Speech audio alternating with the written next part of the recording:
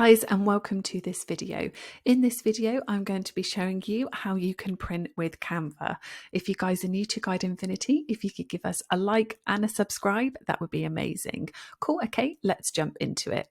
So as you can see in front of me, I have got this template of a invoice. So as you can see, we have got all our costs and everything on there.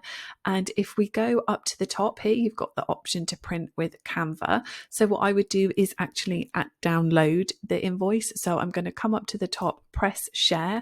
I'm going to click on download, and I'm actually going to download as PDF print. So as you can see underneath, it says that this is best for printing. So I'm just going to give that a click, and then I'm going to download.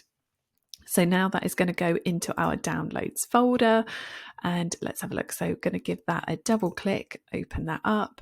And then as you can see, if we go up to the top here, to the top right, you've got the option to print.